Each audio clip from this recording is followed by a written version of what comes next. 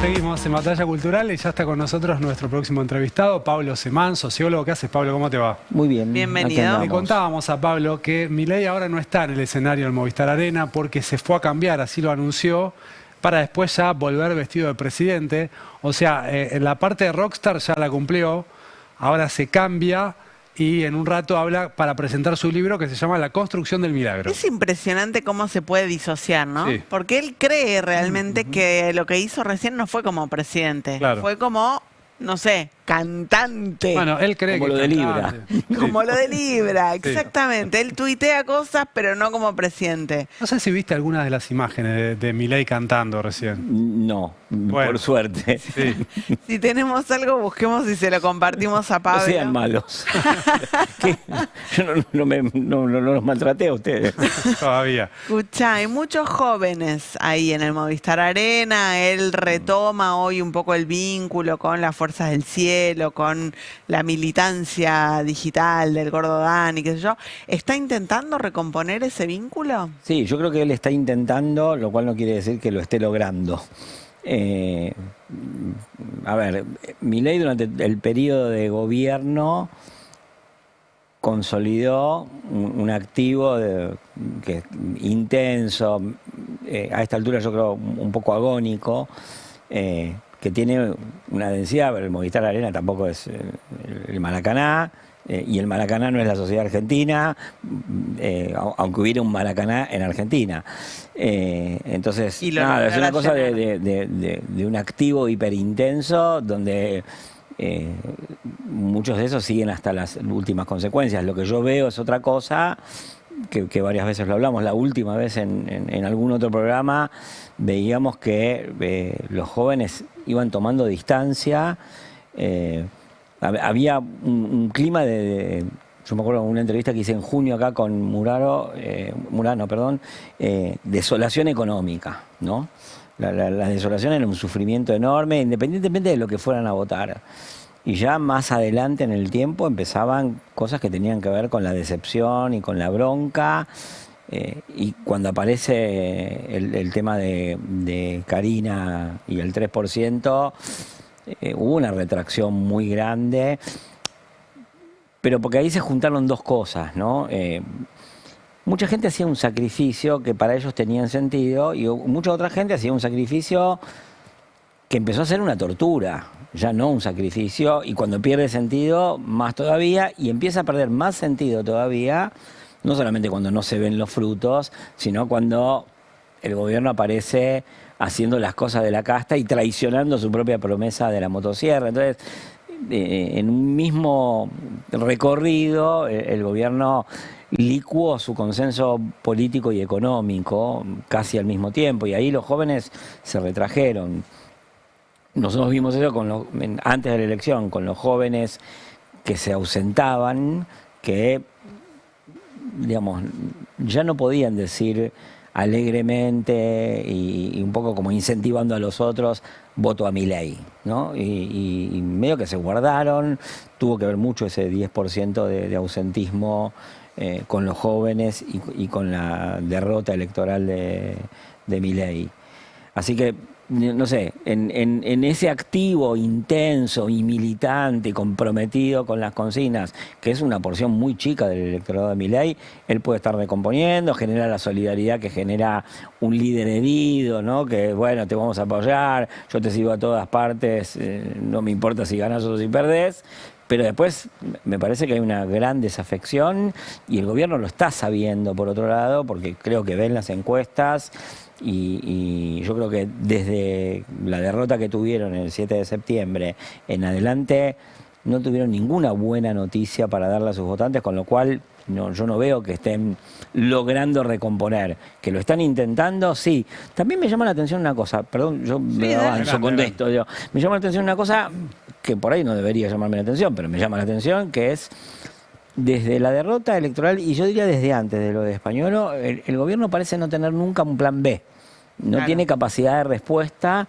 Es como si hubiera confiado en su argumento y dijeron, bueno, después no hay otras posibilidades, esto no puede fracasar, y siguen por ahí, ¿no? Entonces, yo no Eso veo no tiene respuesta mucho de que ver. ningún tipo en todo esto y, perdóname, y tampoco creo que sería muy efectiva. No, hay una opinión mayoritaria de que los que no fueron a votar el 7 de septiembre son mayoritariamente los del 30%, ¿no? De Milei. No aquellos que se sumaron al balotaje, sino los que lo habían votado en octubre a Milei.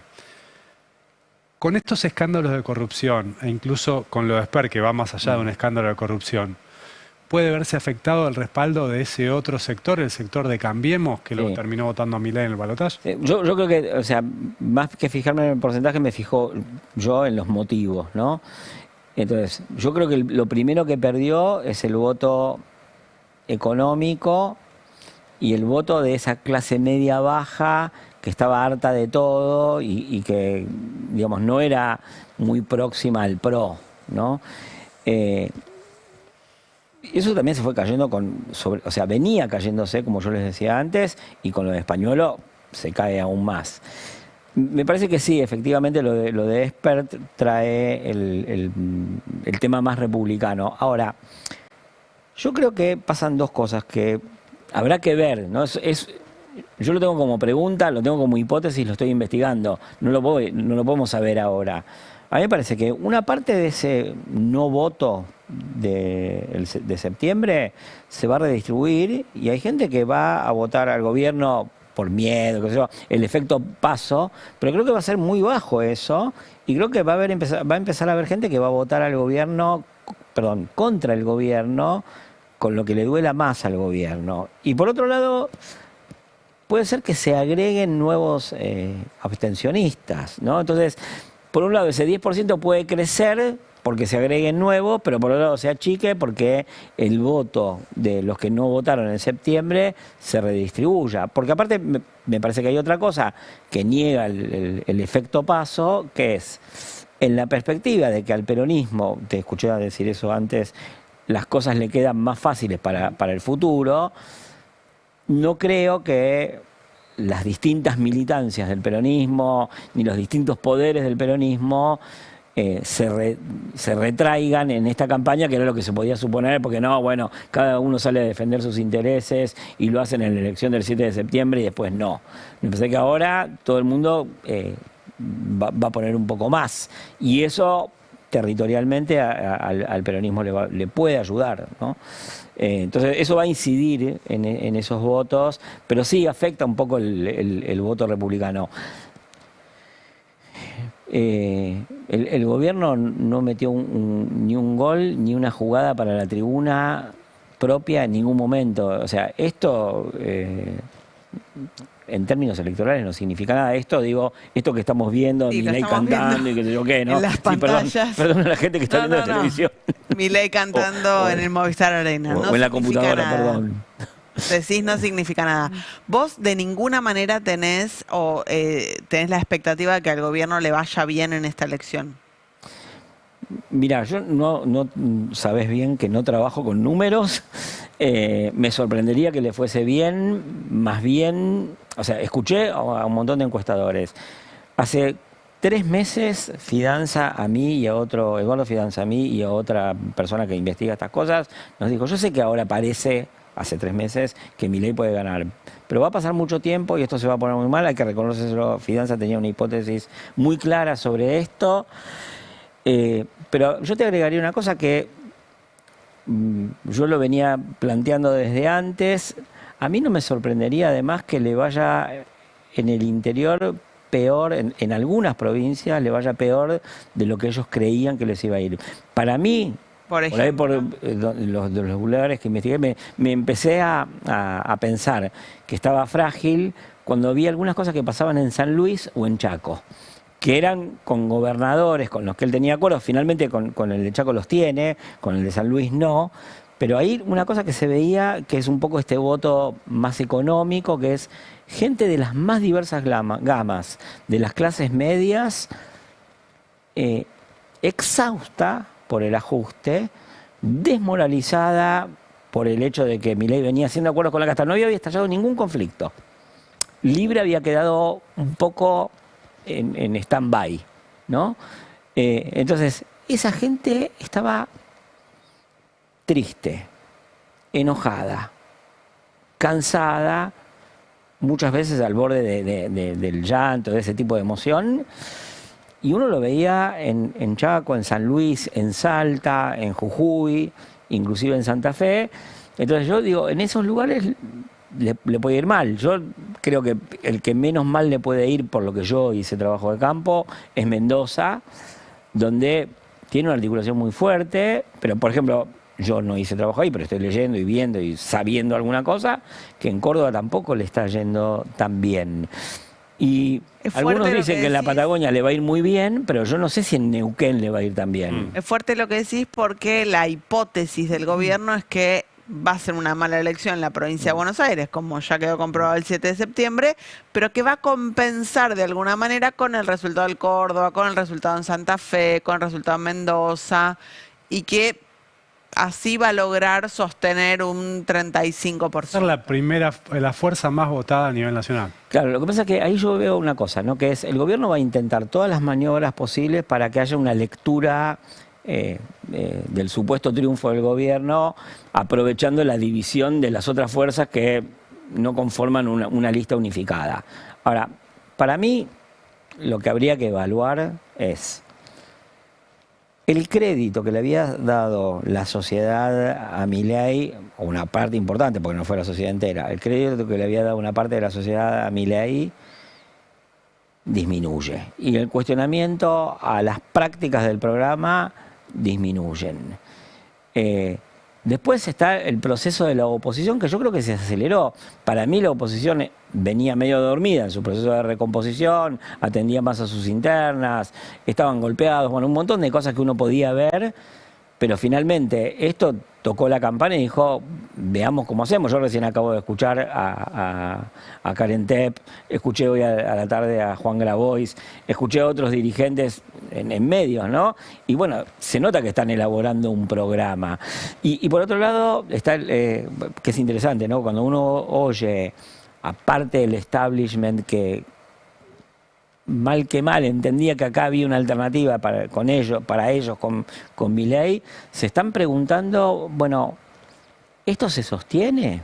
¿No? Y este es un momento muy fluido. Las cosas que nosotros pensamos hoy, todos nosotros, las personas que nos están viendo también, no son las que pensábamos hace una semana. Cuando salió el primer pronunciamiento del fondo, y de Estados Unidos, de apoyo al gobierno, por 2 días se pudo pensar que por ahí el gobierno había enganchado una posibilidad de... Mirá esto, vamos a... No, pero no, nada de eso, o sea, es fluido, va cambiando. Sí, va Las cambiando. fotos envejecen a los 5 minutos. Mirá esta imagen que hay que ver cómo envejece, ¿no? Dentro de un tiempo, Milei cantando con Lilia Lemoine hace un ratito nada más en el Movistar Arena. Dale, lo compartimos. Todo este amor, aunque me cueste el corazón, amar es un milagro y yo te amé, nunca jamás lo imaginé. Ella está en la gloria. Nunca soñó que iba a llegar a él. Después de cerrar la puerta, nuestra cama espera abierta. No exagera la voz ronca, tipo macho alfa, ¿no? Sí. Yo canto así. Ay, me muero. Ella, como claro, lo ama. y cantar esto en el escenario con él es... Con el presidente. No me arrepiento de este amor. Saben los dos de qué hablan, claro. Ella, por lo menos, él no sé. Vamos a pedirles que por favor no nos arruinen las canciones. Y bueno, hoy cantaron una de Charlie, no sé si Charlie... Sí, estaba viendo, eso lo pero escuché acá. difícil. Tuve la desgracia. Es que, perdón, no es que te queríamos hacer esto, pero nosotros lo queríamos ver, entonces bueno, Y nosotros lo vemos, que lo vea todo el que mundo. lo vea todo el mundo. No vamos a sufrir solos. Qué locura. No, pero me hace muy mal que me arruinen las canciones.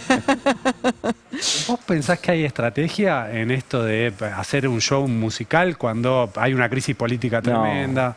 No, muchas veces, yo creo que muchísimas veces nosotros pensamos que los dirigentes políticos, incluso yo lo he pensado de dirigentes políticos a los que he apoyado, tienen un recurso extra, más panorama, más cálculo, encuestas que los ayudan. Y no, me parece que en casos como estos, está librado a su propia inercia y además no le queda otra que estar librado a su propia inercia. Seguir, o sea, no sé, ahora creo que habló, porque vi en los titulares, que de batalla cultural y contra lo woke.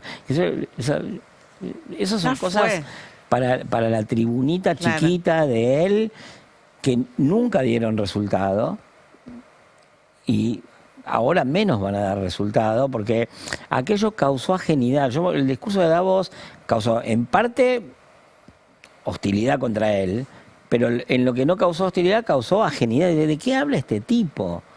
¿Qué está haciendo? Encima después le cae lo de Libra, ¿no?